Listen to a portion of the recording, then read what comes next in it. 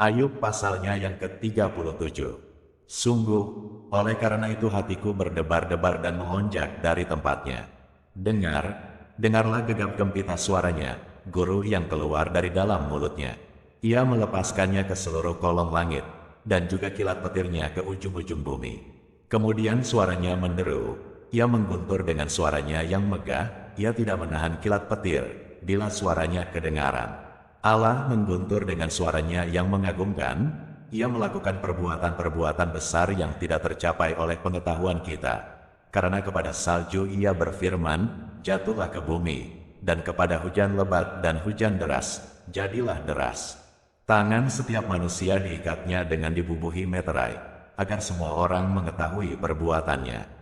Maka binatang liar masuk ke dalam tempat persembunyiannya dan tinggal dalam sarangnya. Taufan keluar dari dalam perbendaharaan, dan hawa dingin dari sebelah utara. Oleh nafas Allah terjadilah es, dan permukaan air yang luas membeku. Awan pun dimuatinya dengan air, dan awan memancarkan kilatnya, lalu kilatnya menyambar-nyambar ke seluruh penjuru menurut pimpinannya untuk melakukan di permukaan bumi segala yang diperintahkannya. Ia membuatnya mencapai tujuannya, baik untuk menjadi pentung bagi isi buminya maupun untuk menyatakan kasih setia. Berilah telinga kepada semuanya itu, hai Ayub, diamlah dan perhatikanlah keajaiban-keajaiban Allah.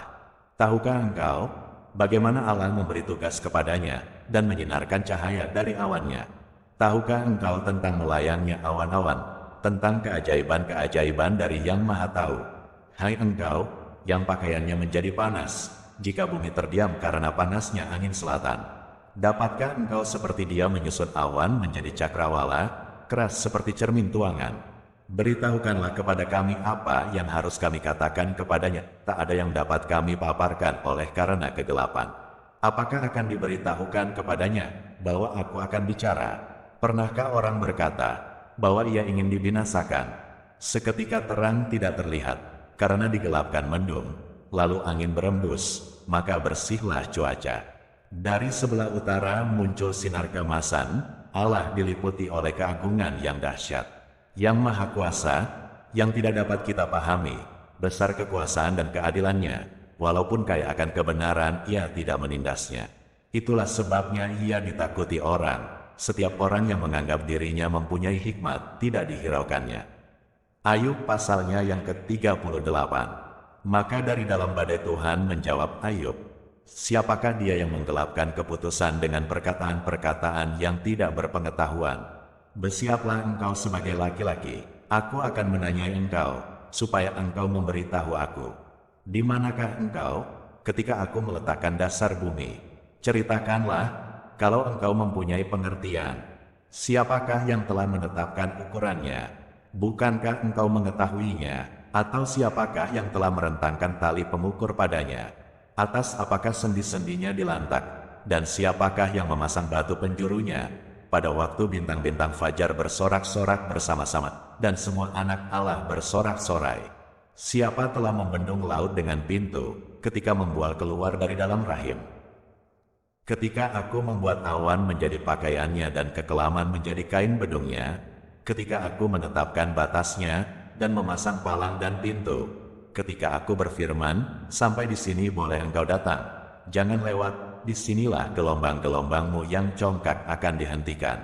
Pernahkah dalam hidupmu engkau menyuruh datang dini hari, atau fajar kau tunjukkan tempatnya, untuk memegang ujung-ujung bumi, sehingga orang-orang fasik dikebaskan daripadanya? Bumi itu berubah seperti tanah liat yang dimeteraikan. Segala sesuatu berwarna seperti kain. Orang-orang fasik dirampas terangnya, dan dipatahkan lengan yang diacungkan. Engkaukah yang turun sampai ke sumber laut, atau berjalan-jalan melalui dasar samudera raya? Apakah pintu gerbang maut tersingkap bagimu? Atau pernahkah engkau melihat pintu gerbang kelam pekat? Apakah engkau mengerti luasnya bumi? Nyatakanlah, kalau engkau tahu semuanya itu. Di manakah jalan ke tempat kediaman terang? Dan di manakah tempat tinggal kegelapan? Sehingga engkau dapat mengantarnya ke daerahnya, dan mengetahui jalan-jalan ke rumahnya. Tentu engkau mengenalnya, karena ketika itu engkau telah lahir, dan jumlah hari-harimu telah banyak. Apakah engkau telah masuk sampai ke perbendaharaan salju, atau melihat perbendaharaan hujan batu yang kusimpan untuk masa kesesakan, untuk waktu pertempuran dan peperangan. Di manakah jalan ke tempat terang berpencar, ke tempat angin timur bertebar ke atas bumi? Siapakah yang menggali saluran bagi hujan deras dan jalan bagi kilat guru? Untuk memberi hujan ke atas tanah di mana tidak ada orang, ke atas padang tandus yang tidak didiami manusia, untuk mengenyangkan gurun dan belantara, dan menumbuhkan pucuk-pucuk rumput muda. Apakah hujan itu berayah, atau siapakah yang menyebabkan lahirnya titik air embun? Dari dalam kandungan siapakah keluar air beku, dan embun beku di langit, siapakah yang melahirkannya? Air membeku seperti batu, dan permukaan samudera raya mengeras. Dapatkah engkau memberkas ikatan bintang Kartika, dan membuka belenggu bintang belantik? Dapatkah engkau menerbitkan mintakul buruk pada waktunya, dan memimpin bintang biduk dengan pengiring-pengiringnya? Apakah engkau mengetahui hukum-hukum bagi langit, atau menetapkan pemerintahannya di atas bumi? Dapatkah engkau menyaringkan suaramu sampai ke awan-awan, sehingga banjir meliputi engkau? Dapatkah engkau melepaskan kilat, sehingga sabung menyabung, sambil berkata kepadamu, ya, siapa menaruh hikmat dalam awan-awan atau siapa memberikan pengertian kepada gumpalan mendung? Siapa dapat menghitung awan dengan hikmat, dan siapa dapat mencurahkan tempayan-tempayan langit? Ketika debu membeku menjadi logam tuangan, dan gumpalan tanah berlekat-lekatan. Ayub pasalnya yang ke-39. Dapatkah engkau memburu mangsa untuk singa betina, dan memuaskan selera singa-singa muda, kalau mereka merangkak di dalam sarangnya, mengendap di bawah semak belukar? Siapakah yang menyediakan mangsa bagi burung gagak, apabila anak-anaknya berkaok-kaok kepada Allah, berkeliaran karena tidak ada makanan? Apakah engkau mengetahui waktunya kambing gunung beranak, atau mengamat-amati rusa waktu sakit beranak? Dapatkah engkau menghitung berapa lamanya sampai genap bulannya, dan mengetahui waktunya beranak? Dengan membungkukkan diri mereka melahirkan anak-anaknya, dan mengeluarkan isi kandungannya.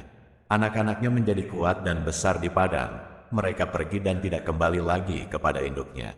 Siapakah yang mengumbar keledai liar, atau siapakah yang membuka tali tambatan keledai jalang? Kepadanya telah kuberikan tanah dataran sebagai tempat kediamannya dan padang masin sebagai tempat tinggalnya. Ia menertawakan keramaian kota, tidak mendengarkan teriak si penggiring. Ia menjelajah gunung-gunung padang rumputnya, dan mencari apa saja yang hijau. Apakah lembu hutan mau takluk kepadamu, atau bermalam dekat palunganmu? Dapatkah engkau memaksa lembu hutan mengikuti alur bajak dengan keluhan, atau apakah ia akan menyisir tanah lembah mengikuti engkau? Percayakah engkau kepadanya, karena kekuatannya sangat besar? Atau kau serahkankah kepadanya pekerjaanmu yang berat?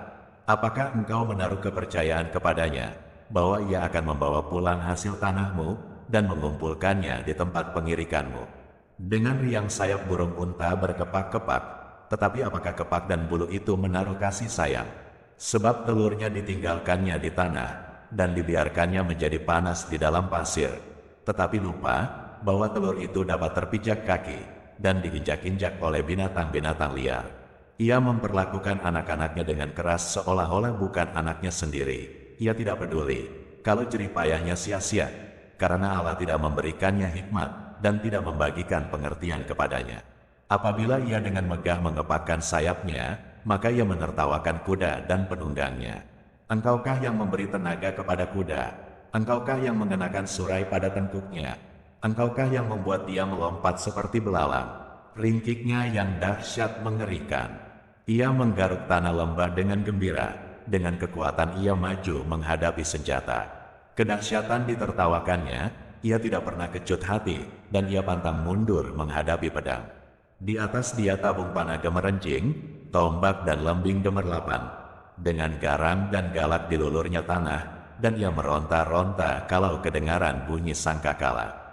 Ia meringkik setiap kali sangkakala ditiup, dan dari jauh sudah diciumnya perang, gertak para panglima dan pekik. Oleh pengertian muka, burung elang terbang, mengembangkan sayapnya menuju ke selatan. Atas perintah muka, Raja Wali terbang membubung, dan membuat sarangnya di tempat yang tinggi. Ia diam dan bersarang di bukit batu, di puncak bukit batu dan di gunung yang sulit didatangi. Dari sana ia mengintai mencari mangsa, dari jauh matanya mengamat-amati anak-anaknya menghirup darah, dan di mana ada yang tewas, disitulah dia. Maka jawab Tuhan kepada Ayub, apakah si pengecam hendak berbantah dengan yang Maha Kuasa? Hendaklah yang mencela Allah menjawab. Maka jawab Ayub kepada Tuhan, sesungguhnya, aku ini terlalu hina. Jawab apakah yang dapat kuberikan kepadamu? Mulutku kututup dengan tangan. 1 kali aku berbicara, tetapi tidak akan kuulangi. Bahkan 2 kali, tetapi tidak akan kulanjutkan.